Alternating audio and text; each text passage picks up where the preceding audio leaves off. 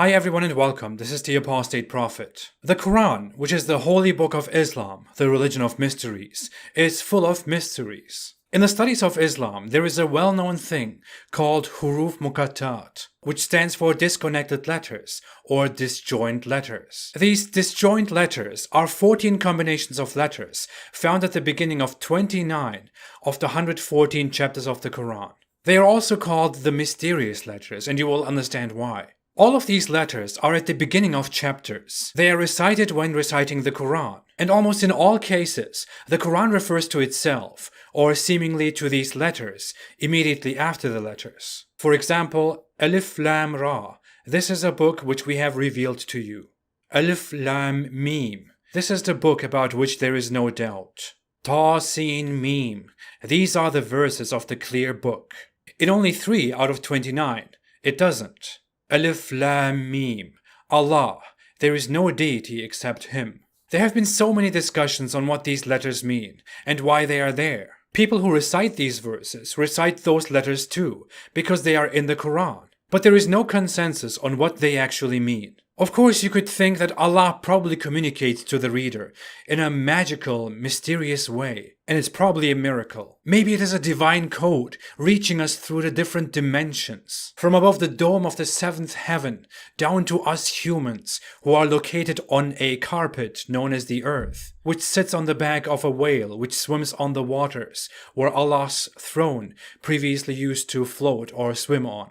Maybe aliens brought these letters. Maybe it is a different civilization from the future that is just messing with us and laughing about the efforts of Islamic scholars who are trying to decipher these letters. Maybe it is just nothing. In the face of such a mysterious thing, we would of course first look at the fundamental sources of Islam to understand what they mean. Maybe the Quran told us what these letters mean. Well, it didn't. Maybe Muhammad told us and his believers what these letters are about. He didn't. In thousands of reports of Muhammad, there is no single mention of these letters and what they mean. It seems very unimportant or self-explanatory to the people of his time. This means that these letters were either very common in his time, which is why no one ever asked him about it, or no one was interested and impressed. Or these letters were added after Muhammad's death, which is why there is no mention of them at all during his lifetime. Islamic scholars and others who study the Quran have tried to interpret these letters and have come up with different explanations. Some early scholars have said that they stand for qualities of Allah, like Allah is Hadi, the guide. And some scholars of our time still support this view. But you could ascribe any meaning to these letters, including very negative ones. And you couldn't get any certain conclusion from these letters at all. There are countless possibilities, and these letters are very select letters. All that makes this interpretation very arbitrary. Scholars weren't able to agree on this. Other scholars somehow think these letters are a miracle of the Quran. No one can decipher them, which means it is a miracle. Everything can be a miracle in Islam. Sorry, everything is a miracle in Islam.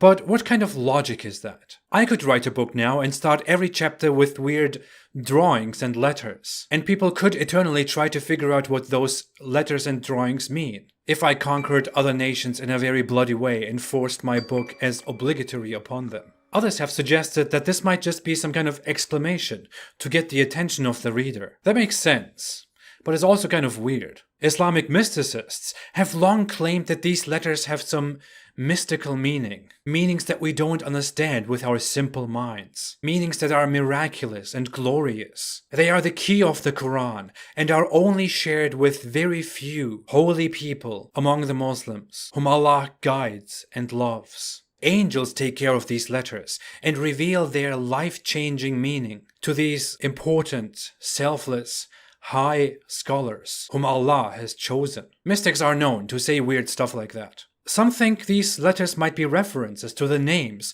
or contents of the chapters, but the general scholarly consensus is that no one knows for sure what these letters stand for. And we will probably never know until we die, and maybe Allah reveals their meanings to us when we are in heaven with our living sex dolls and wives. I have some problems with all that. First off, the Quran claims to be very clear and explained in detail. It says so several times. But there is nothing clear about these letters that are at the beginning of 29 Quran verses. Obviously, no one knows what they mean. The Quran somewhere explains, though, that its verses are very clear, and that there are some verses that are not clear, and that only Allah truly knows their meaning.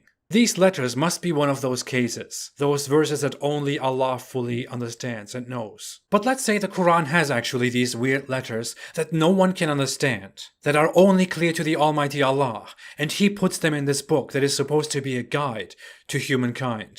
What exactly is the point of that? If the Quran is the word of Allah, serving as a guide for mankind, and humans need to read it and follow it word for word, then why does it contain some weird letters that no one is supposed to understand? And why would this be a miracle? Why would it be a secret? Why would there be a secret code? What is the point?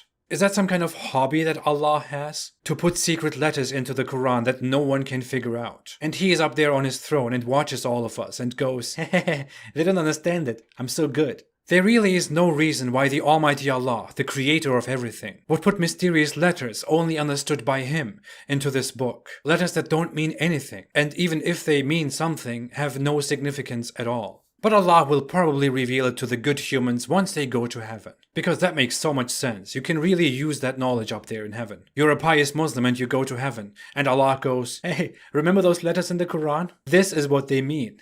Nice, right? Oh, that's what they mean. Well played, Allah. I could have never thought of that. I guessed it right. I'm not surprised. But I'm impressed, Allah. Nicely done. Yeah, that's what they mean, brothers. Good one, right? Now that you're in heaven with me, you can finally know what they mean. And be impressed, yeah? I thought it'd be fun. You get me, brothers and sisters. Now, from purely non-Islamic perspectives, some non-Muslim scholars, Orientalists, suggest that these might be initials, identifiers, or references to the chapter they open, written by scribes that these verses were collected from, which would mean the Quran accidentally includes notes by humans. Muslims, of course, brutally reject this, because how dare you suggest that people who compiled the Quran and made it a book decades after Muhammad's death might have tampered with the Quran?